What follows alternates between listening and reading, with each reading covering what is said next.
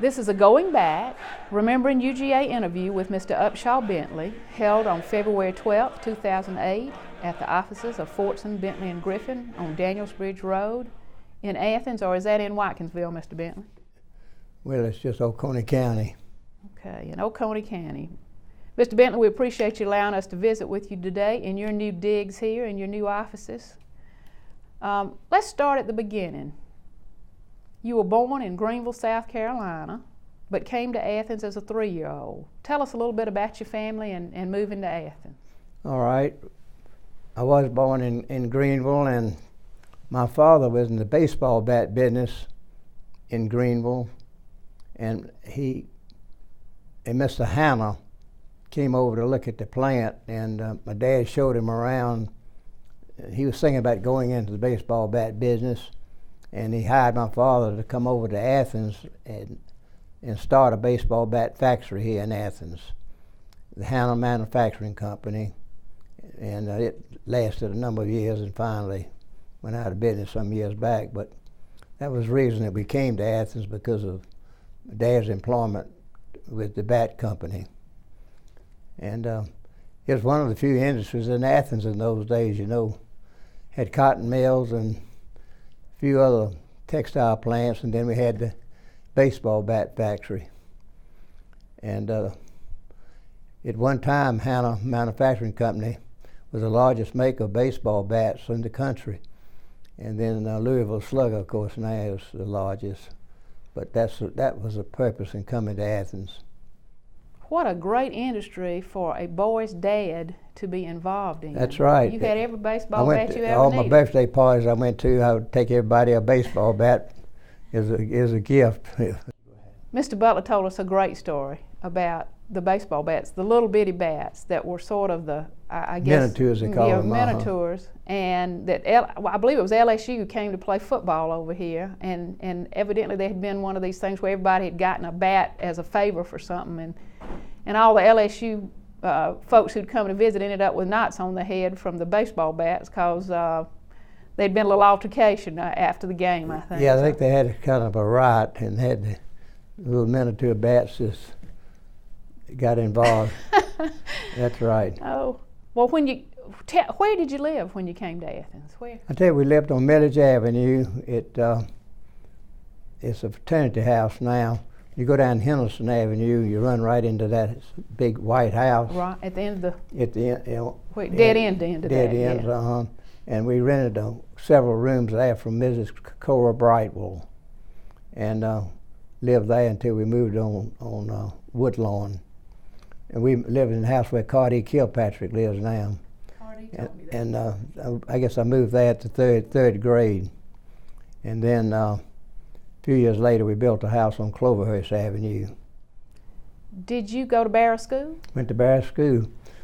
My daughter teaches there now, and I've had an opportunity to go several times and talk to some of the classes. And we were really it had only been in existence, I think, 6 years when I went there, and I went there in 1929. I was 5 years old. I was born in 24, and the school really fairly new at that time. It's been a great school all through the years. It has been a great school. I had a chance to go to Barrow School. I think has wonderful history and wonderful tradition. And, you know, an interesting thing that we only had female teachers, because back then, because of the Depression, only one member of a family could have a job. And if you were married and your husband had a job, then you weren't qualified to teach. Is that so they were all old maids, really. All single ladies. Single ladies. Shows you the. I bet you name some. Can you remember some of the names? Oh yes, Sarah Bird and Lena Bird. Miss Sarah and Miss Lena lived next door to me on Prince Avenue. That's right. What an interesting. Both were great teachers. They were very devoted, and Miss Cook and we had several others that were. Well, I tell you, I bet that playground, to my knowledge, has never had a blade of grass on it, has it? Not that I know of.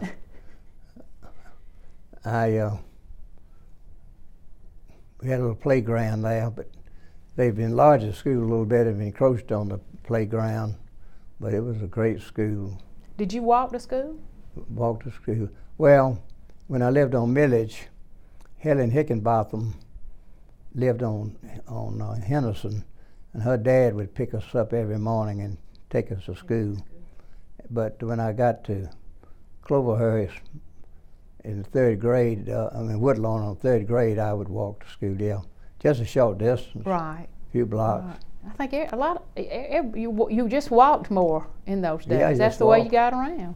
And in the springtime and summertime, you walk barefooted That's too. Right. Had to get your summer feet good before you could really. When I talked to the students, they couldn't believe that you didn't wear shoes to school. And, about half the year you did not wear shoes. Only when it got real cold did you put your shoes on. You may remember that, I don't know. Tell me a little bit about what 5 Points looked like, because you were right there at it. Right at it. That was a great place. We would go skate at one of the few places that had pavement, and we would take our skates, and had Watson's Drug Company there, and a few other stores. Probably get a cherry Coke for what? What? I said you could probably get a cherry Coke for 3 cents, or. Oh yeah, let me tell you another interesting story. Every Saturday morning for years, we would go to downtown Athens. I'd have a quarter, and for that quarter, I would go to Patrick's Pharmacy, get a milkshake and a hot dog. Had great hot dogs with sauce on it that he invented for a dime. To go across the street at Cress's and get me a big bag of candy for a nickel, and go to the Strand Theater for a dime.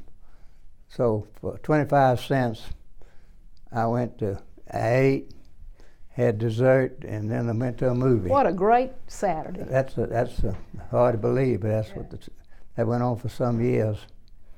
Of course, when I was sort of small, up until when you got to be 12, you're supposed to pay adult fare. I cheated for several years there and still went on the. Was there a bus system in Athens? Yeah, we had a bus. You could jump on the bus and. Well, it had train system. Oh, is that right? Yeah, it had tracks up and down Millage. The Navy school tore those tracks up when they came as part of the war effort.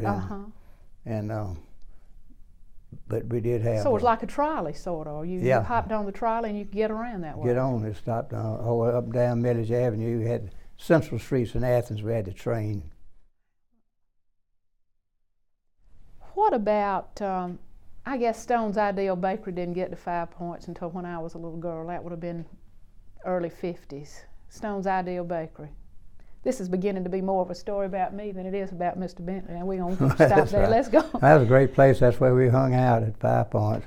Across the street, when I got older, they had the tavern. Right. And I would visit it on occasion. And that was a great meeting place. What were some of your early influences in your life? Who had an impact on you? I tell you who had a real impact on me was lady called Sarah Winfrey. In we'd been in Athens just a couple of years, and I got a knock on the door. This black lady was looking for a job, and we hired her. She stayed with us for 40 or 50 years, and she didn't make but $3 or $4 a week. She lived on Hancock. She'd come to work early in the morning and do the cooking, stay there, cook lunch, dinner we called it then, and then she'd go home and come back at night and fix supper, walking back and forth with a big old basket on her head, taking the clothes home to wash. You've seen pictures of that. And she really had a real influence on me. Just a hard worker, and she'd send me up to 5 Points. So I had to buy a snuff. And, back in those days, a lot of people used snuff. And Buttercup snuff, I'll never forget it. And she had an influence on me, along with a lot of other people. The Episcopal minister named David Katie Wright, that I was in the Boy Scout troop in the Episcopal Church, and I got to know him real well. And I remember him very distinctly, and he made quite an impression on me. You were an Eagle Scout, in fact, weren't you? I got to be a life. I didn't quite make the Eagle. I sort of got interested in other things about that time, and I wish I had. I have been active in the scouting movement ever since, but I did not make Eagle. I regret that, though. A lot of others have been influenced, of course. You went ahead to Athens High School? Went to Athens High, and it was up on Prince Avenue then, you know. Well, they've torn it down since. And graduated in 1941, Rude Bloodworth and a group of us, and entered university that year. We had a real great senior class. Our class was the first one to have an annual, for instance, and we had still got some of the remnants of our class still meet periodically and visit Arlene York and Rube Bloodworth. And that is a great bunch. Mm-hmm. Miss Castrana looks 35 years old. Yeah. She's a spark plug. She is. Was the high school right next to the CocaCola bottling plant? Yeah, it was. What I remember. And in those days, and speaking of the CocaCola bottling plant, Mr. Sams was the owner, and he had two sons, Walter and Bert, and you could walk by. Mr. Fowler invented this machine it's Frank Fowler, the bottling machine that they use, and you could walk by and look in the window and see the lines going and the Coca-Cola bottles being filled. And if you'd go in and visit, they'd always give you a free Coke. Y'all dropped in a lot. So I dropped in to visit. This was Walter Sams fairly often. We got to be good friends. Let's talk a little bit about the university. What was the physical appearance of campus when you started the school in 1941? It just probably, physically, probably about a tenth of what it is now. It just, over in East Campus, had the 4 or 5 buildings, and law school, of course, was not built, and just, well, part of it was, I'm sorry, they added on the major part of it when Carl Sanders was governor. But they, few buildings there, probably 4,000 or 5,000 students, round figures, and nothing over on the other areas that we have now. Of course, it was just all pretty much pasture North land. Campus, was it? North Campus, huh? Where did you have class? What buildings? What they call it, what's that big white building when you first won? Academic building. Academic building. 90% of the classes were there. Then they had the physics building down below it, Meg's Hall or something of that sort, and where you had to take some science courses, but most of them were in that building. Where did you hang out when you were on campus? They had what they call the co-op, which was at the bottom of the building, pharmacy building, and that's where everybody went when we had some spare time. We'd go there and get us a Coke or something, and that was a meeting place. It was always filled up with students, and that on the campus, and that's the main place. I've got very wonderful memories of that place, and I guess some of them would wander uptown, maybe in a few places uptown that were. Was Costa's? Costa's was still in existence, and that was very popular. right next to what we called then the Southern Mutual Building. They call it the Fred Building now, but the Southern Mutual Building being the building where at that time, all the doctors, Welchel, whatever, all of them in that building, along with all the accountants in Athens, insurance people. Every professional person in Athens had the lawyers. A few lawyers that were located elsewhere, but I guess 80% of the lawyers were in what we call the Southern Mutual Building at that time. And that was a wonderful place. People, old lawyers like Rupert Brown, and I got great memories of some of these old timers that had been there forever. Abbott Nix, you may remember some of these names. Some good stories about some of the attorneys of the day, I'm sure. They were characters. I don't know, somehow or another, the legal profession then attracted characters. One of the main characteristics was they all drank too much. We got some wild stories about that, but sort of an occupational hazard, I think, at that time. But anyway, it was a great place to have your office, but Costas was at the bottom of the Southern Mutual Building, and we'd go there. You'd go out and had a group there that flipped coins every morning to see who would pay for the Cokes for that day, sort of a ritual. But it was a gathering place for a lot of people. Was Costas like an ice cream parlor? Yeah, or was it was over there, kind of where they have adjacent to the City Hall. And they had a radio station there, WTFI, adjacent to it. It was in the Costa building, the radio station, on the second floor. And it's no longer in existence, of course, but the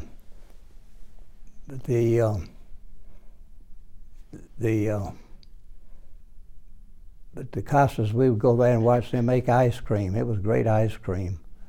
And they had the restaurant, they retailed it. They had the plant there in Athens, of course, and they retailed it in the Southern Mutual Building on the bottom floor there.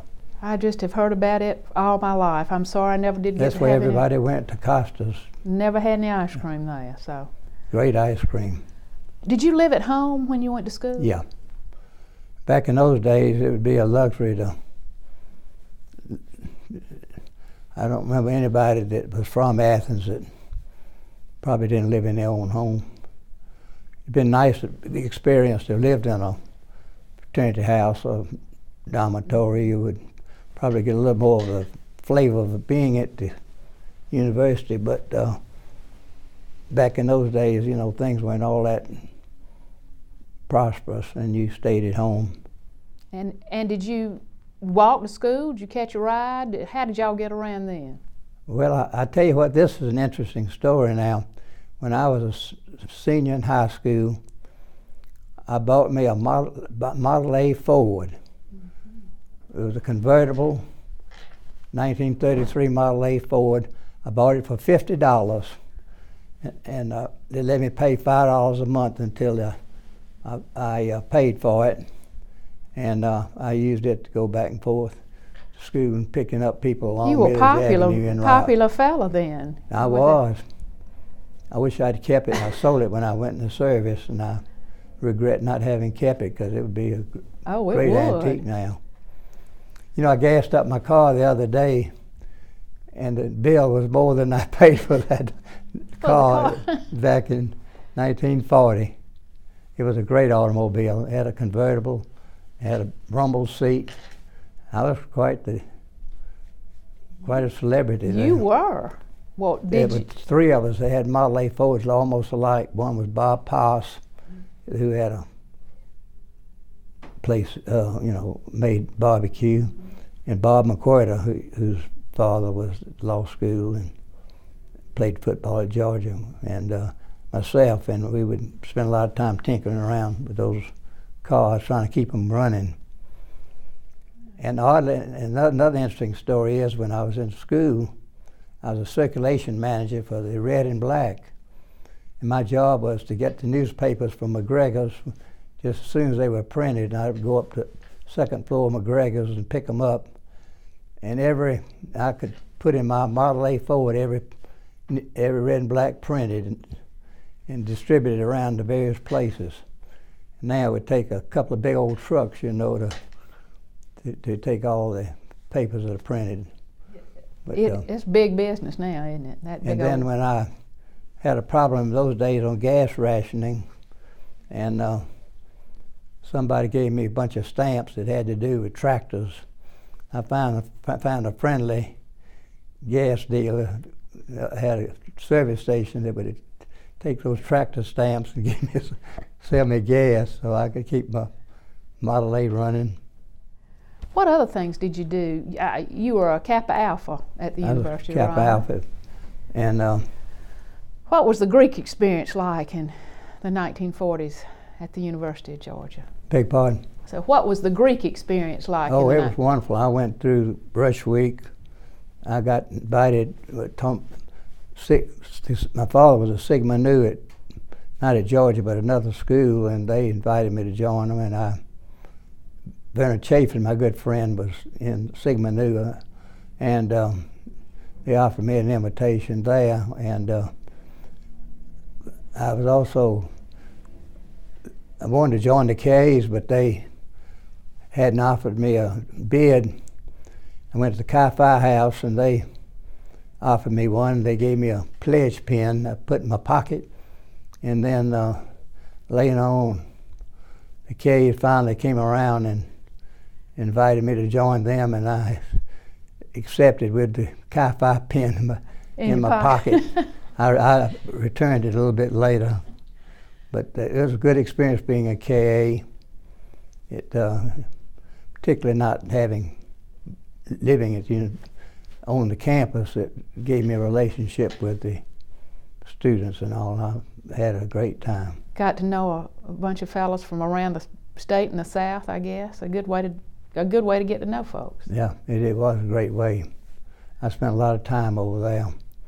Miss Tibbetts was our cook, was a house mother, and she was from Athens, and I just went around and had good food. I ate there frequently.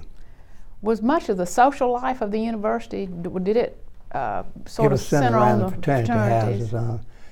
Now every year they would have this big dance at Woodruff Hall and invite some well-known orchestra to play. It really had all the big bands played in Athens.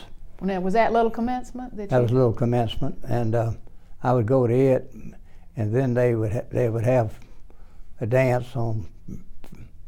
Then they would have a dance on. It had 3 dances, 2 at night, 1 during daytime, and even in high school, our crowd would all go to the dances, and we would go in one corner of the building, sort of stick together, you know, away from the college crowd, because we were fast college younger, crowd. but those were wonderful. Now, was that Tommy Dorsey and Tommy Dorsey, Jimmy Dorsey, Gene Krupa? I mean, you name them, they all came to Athens. I think Mr. Tyus Butler said the first time he saw Frank Sinatra, it was here in Athens. He was with Tommy Dorsey's band. Right. No, it was quite impressive, the bands that they had. Why did they call it Little Commencement, Mr. Bentley? You know, that's a good question. I'm not sure why. I had never thought about that before. That's what they did call it. Right. Little Commencement. We'll have to look into that one and figure out why they called it that. Think about that a little bit.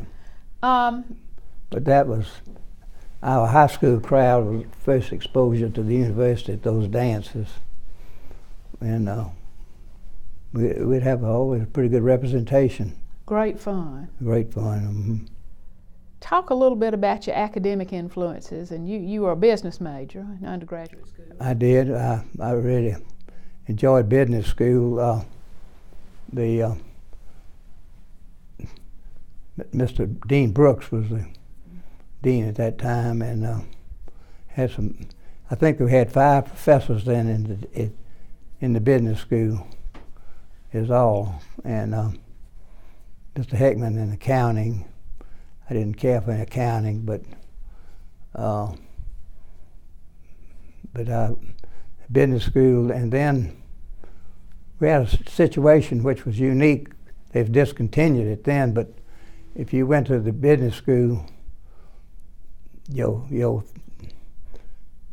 it's a 4-year school now to get your diploma, but at your 4th year, you didn't have to go there. You could, like I went to law school, my 4th year at the business school, I got what they call a combined degree. I spent 3 years in the business school, then 3 years in law school, which cut down a whole full year. And that was a boon, wasn't it? Break, yeah. Memorable faculty or staff people. I know we talked about Dean Tate. Are there some other folks or that you remember? Dean Tate stands out above everybody else. He didn't, of course, he did in administration. He didn't have any classes with him, but he was quite a character. In later life, I got to know him real well. We became real close friends, and I would see a lot of him before his death. But Dr.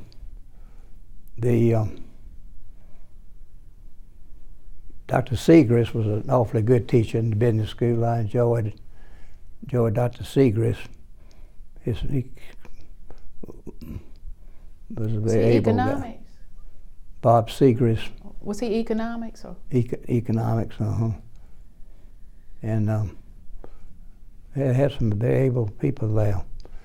Then as I say, I went to law school. Well, then the World War II intervened in your college career. Yeah, it did. What happened there was right interesting. I was in the ROTC program, and I finished 2 years of the ROTC, and I had a choice to make as to whether to go into advanced ROTC. I was in the horse cavalry, by the way, and they had these nags that I had to ride. It was awful. Y'all, was it behind the military building? Where did y'all ride? Behind that field, behind the military building. There were no buildings there. They was just open space. And I was in the horse cavalry, and I had a decision to make whether to get in advanced ROTC or not get in it. And I decided not to do it, thinking I might stay out of the service longer. But what happened was I got drafted instead right after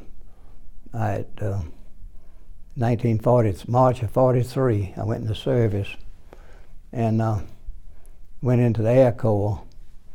And I thought back later, I said, here I am several months later flying an airplane, and just a few months ago I was sitting on the back of a horse. Riding that what horse. A transition in just a relatively short period of time. Did you decide to go into the Air Corps, or was this?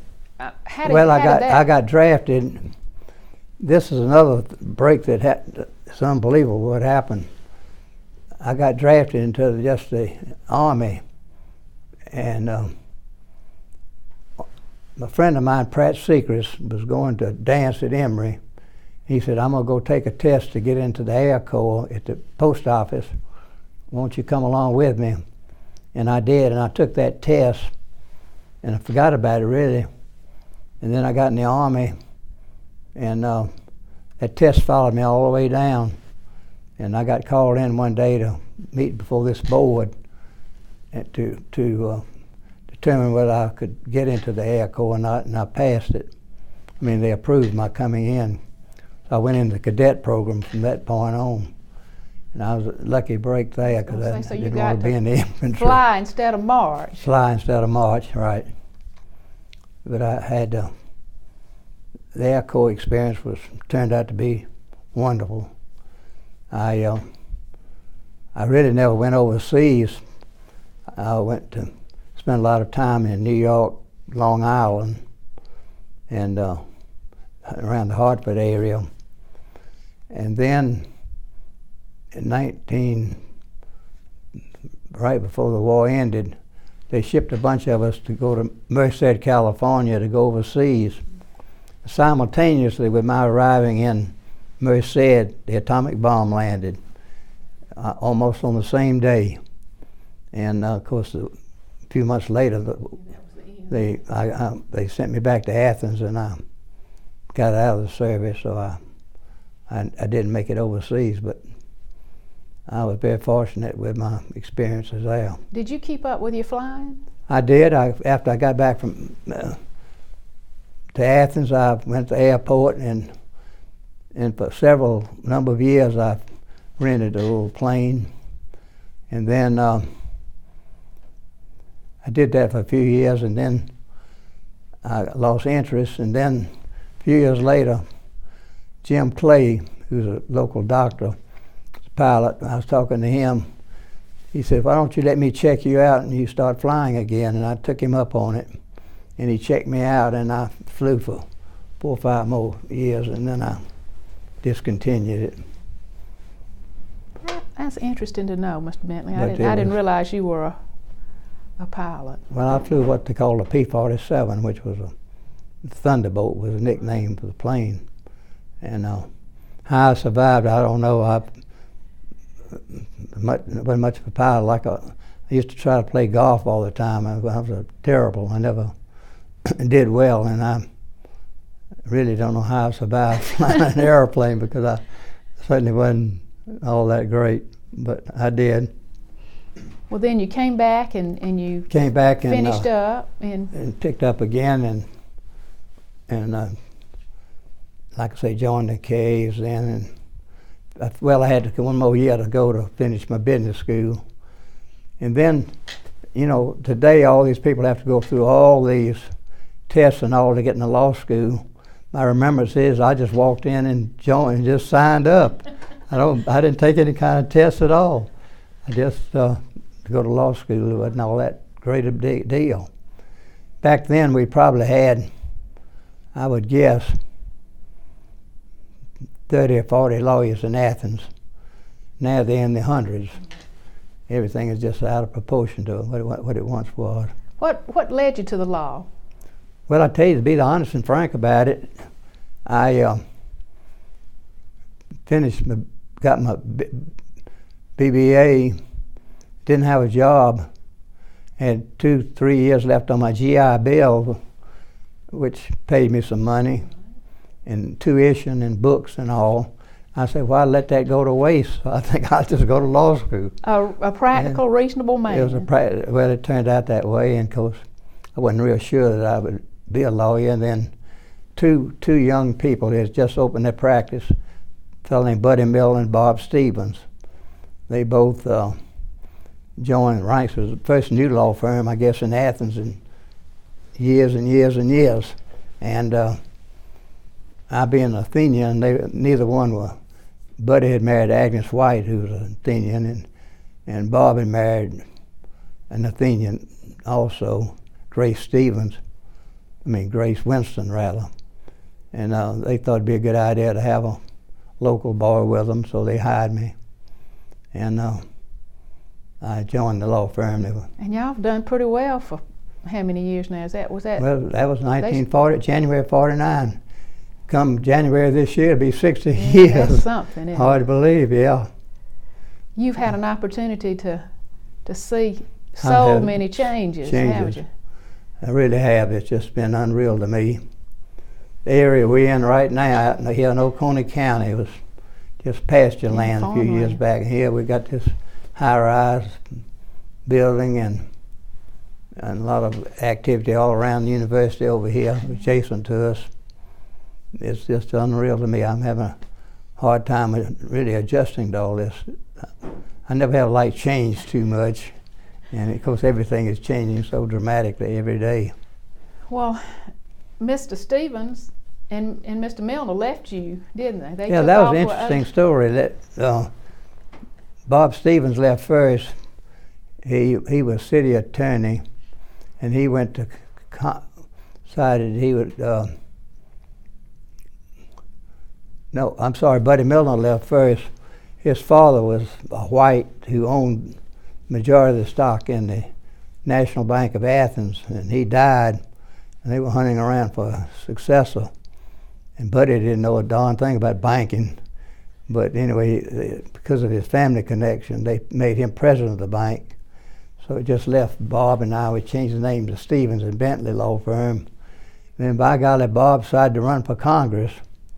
He got elected. Just left me sitting there. And along came a fellow named Ed Fortson, who was practicing by himself, and a fellow named Buck Griffin, who was practicing by himself. So I drug those two into the firm, and that's what we got the. You got two more good ones. Fortson, Bentley, and Griffin now. I got 2 prizes there. Yes, you did. You did. I had enough sense to know I couldn't do it by myself. Well, and y'all were in the Southern Mutual Building. Southern Mutual Building all that time for 40-something years.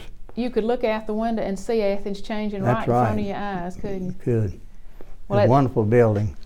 And the relationship between lawyers was so friendly. We would see each other, go to Tony's Cafe, have coffee every morning.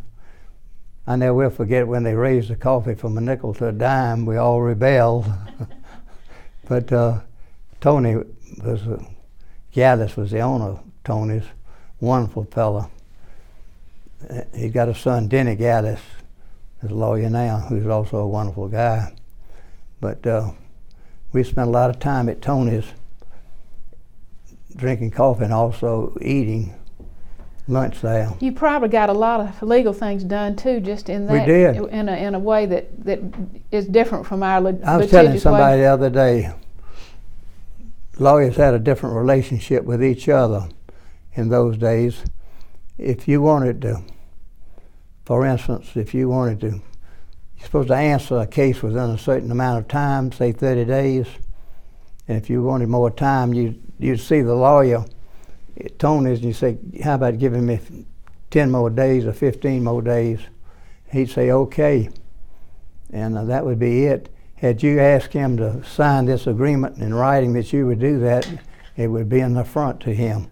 You'd be doubting his word. Now you would dare not do that. Now most of the time the lawyers wouldn't agree to do it anyway.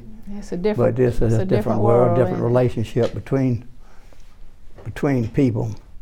It was very personal then. Lawyers respected each other a great deal. And cordial. That's right.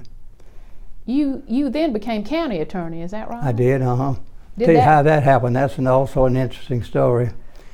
Hugh Logan came to me and said, would you be interested in being county attorney? I said, sure. Brought us call, resigned, and I needed an attorney. Then we only had 3 commissioners, and Rupert, and so Randall Beargood, Mr. Harry Elder, and Hugh Logan were the 3 commissioners. Randall Beargood wanted Gene Epting to be the attorney, and Hugh Logan wanted me. So we had a problem there, and Mr. Elder would be the deciding vote. So Hugh, knowing that he had a great dislike for a fellow named Rupert Brown, who was a local attorney, Hugh says, "Why don't we pick Rupert?" Mr. Harris says, "No, no, no," under no conditions. He said, "Well, would you settle for Upshaw Bentley?" And he said, "Yeah, I'll take him." What a great way to work it out. That's how he was. Oh. He was sort of a... He was a smart fellow. He was. That's the kind of way his mind worked. Anyway, that's how I got to be county attorney. I stayed in that job 12 years and thoroughly enjoyed it. Well, and then that service to Athens, you've been such a wonderful supporter of our community. Then you ran for mayor. Then a couple of years later, I don't know what got in me to do that, but I did. And fortunately ran without having a runoff or anything like that. And I don't think anybody thought they could beat you, Mr. Bentley. They knew better. I don't know about that, but it worked out. And I had 4 years, I really took 2 terms.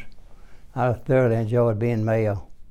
Back then, we didn't have a city manager type of government. We had just the mayor ran things. I enjoyed being the boss of something. I wasn't the boss at home, just to be able to tell people what to do. How is it to be the county or city, I guess the county attorney and the mayor of a college town? Do you think it's a different situation than would it if Probably we didn't so. have the university here? What surprised me was that, and it still surprised me a little bit, it's gotten a little bit different now. I think they take a more active role.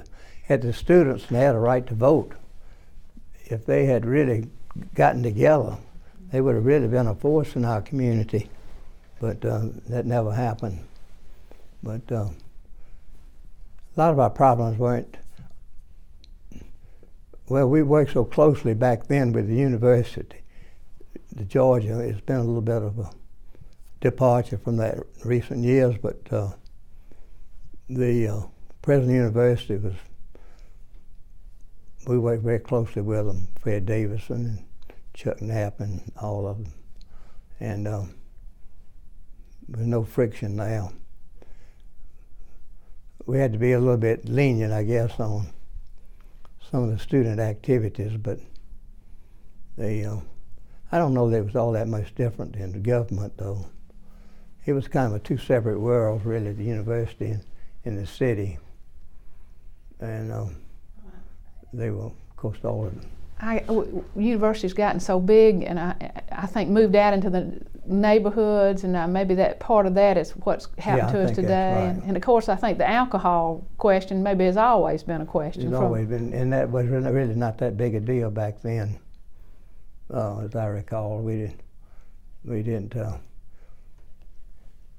What took a lot of time between the mayor and council meeting, each individual beer and wine license had to be approved by the mayor and commission. Mayor and council, we called it then, we didn't call it commission. So that took a lot of time. Each individual one we had to vote on. Of course, now it's all done by administratively, not otherwise, but that was one of the differences in the two.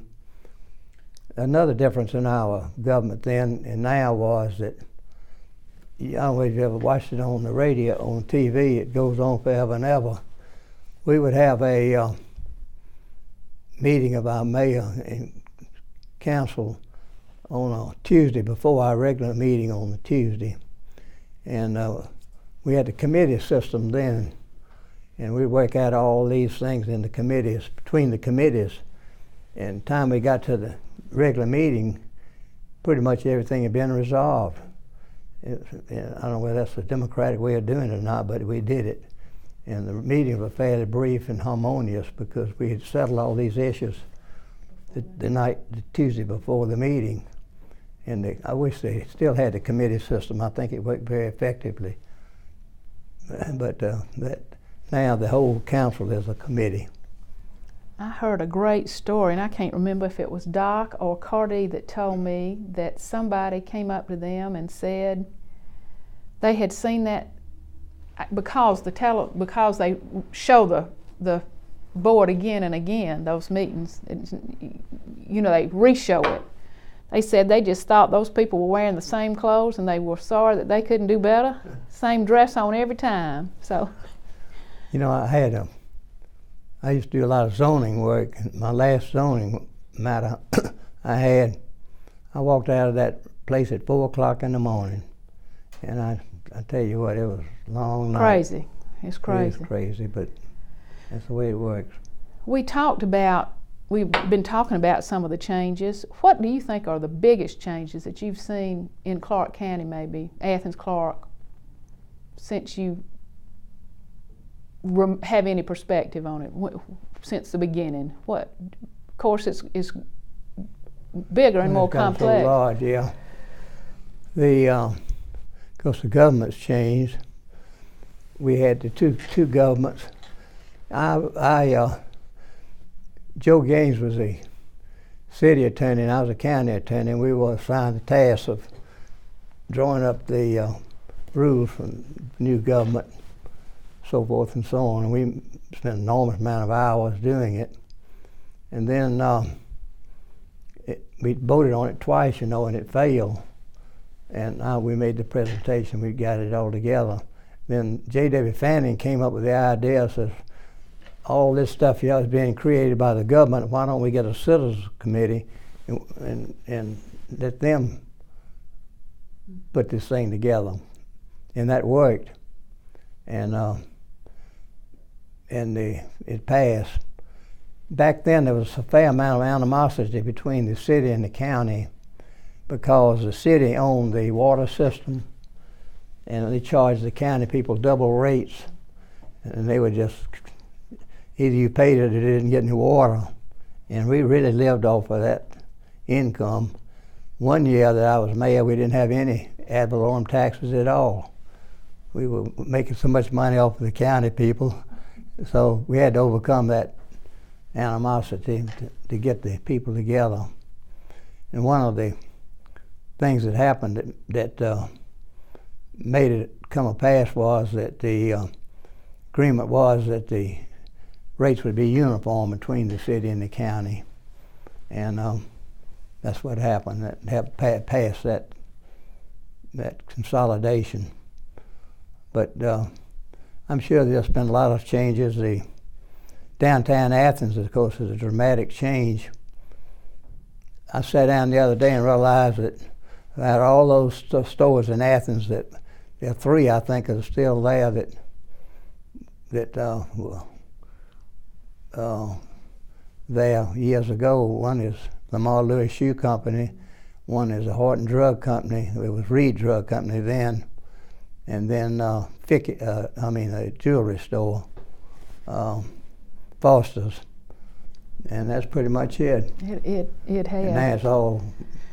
And I guess that was beer, wine, and nightclubs. That's the truth. Were you the mayor when the big mall decided to move out on that land? I went out and dedicated it. I was really wrong there. I thought maybe that was going to do in businesses in Athens, downtown businesses, but I was the mayor then when that happened. I went out and took part in the dedication. Well, you must have been involved in bringing those folks in, though, who came in to make the downtown, to keep it viable. I think they did an interesting job. We were lucky there at Athens. I remember going to different other communities, Augusta being a good example, looking at the downtown at night, and it was just like a desert. There wasn't anything going on. It was just awful. Just all the stores closed. So being so close to the university campus, of course, that's been such a big plus for us. I wouldn't go downtown at night myself now at this point. No, I've been there a couple of times, and one time I was leaving downtown Athens about 10 o'clock, going home to go to bed, and up comes Lumpkin Street, going down Lumpkin Street, coming up Lumpkin Street with just droves of people just now. Getting started. Yes, sir. My bedtime, and here those young folks are just getting cranked up. It's a new day. So it's a new day. It really is. I know, Mr. Bentley, you served on the foundation board of the university for a number of years, and that's another place that has changed terrifically in the last. What 2 or 3 things do you see as the biggest change in terms of the life of the university? Of course,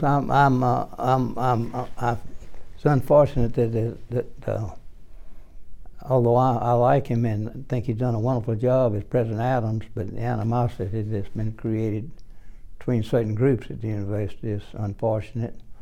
I'm taking part in that, but we had people like Fred Davison and just were so loved by everybody, and Chuck Knapp and some others. One of my favorite people was J.D. Bolton. He was the comptroller at the university. And then there was a lot more, there's a good bit of fellowship between faculty and townspeople. They intermingled, and they lived next door to each other, and they were good friends, and parties, you see them together. I get the impression now that maybe it's not quite the same there, that the university group is here and the townspeople are over here. Maybe there's not that quite a relationship between the two, which is unfortunate. like you lawyers, I think sometimes when you know each other better, it's a lot easier to get things done. We hadn't talked about your family. Tell me a little bit about. Yeah, I got 3 children. Ellen, who teaches at Barrow, she has 1 child. Mason, who married Angie Logan. You remember the Logan family, and they have 2 children. And my son John has 4 fox terriers, and he's married, but he decided to have dogs instead of children. But we had an interesting experience. We adopted those 3 children, and it's been a wonderful relationship. And for many, many years, because of that, I handled adoptions. I was primarily the lawyer in Athens that did all of that, just because of the fact that I adopted 3 myself. And that's always been a real... I went to the hospital the other day with a daggum pneumonia, and had some x-rays taken, and the lady in charge there says, "Let me tell you something, we got a picture of you in my house. Got a picture of you and my parents and Judge Gaines when they adopted me." Is that right? And Joe liked to take pictures, you know, on adoptions, and I said, well, I'd really forgotten about it, but things like that pop up all the time. I get run across people that older than I have that handle the adoption. I enjoyed that part of my practice. Found it real satisfying. Well, and you had a lovely and special wife. I did. Frances Frances was a beautiful lady. And she was fun to work with. I had that opportunity several times. I really miss them. No, you do. Talk a little bit about, you know, as I looked through all this wonderful information about you and the impact that you'd made on our community, and all the, you know, the Distinguished Service Award from the law school, and right on through. And I know, Mr. Bentley, because I was on the library board, that you helped us raise money and as part of the endowment for the library. And I also know, is it the Francis and Upshaw Bentley Center for the Elder Care as part of Council on Aging? That was a nice thing for them to do. Well, that's a great facility, by the way. They meets the real need in our community. That's where you can go and take your elderly person to stay during the course of the day, or those kind of things. Right. That's a great organization, by the way. I'm old. They've asked me to be the Rotary Club West to have a roast, to be roast me. And what they do, they divide up the proceeds of a charity of my choice, and they get half, and I directed that to go to the Council on Aging. I hope we make some money on it. That's great. Well, I tell you, I think it's funny to think that a roast is one of the most complimentary honors you can get, but I think it is, and I don't know why I got asked. They're going to have one for Gwen Looney at the end of the month. Democratic Party, and I got to be on. I'm going to be on that one. I got to come up with something to say. I bet you can find something about Gwen. I think so. Mr. Bentley, what else? Well, I just enjoy being part of the community. It's been good to me. I enjoyed the law practice.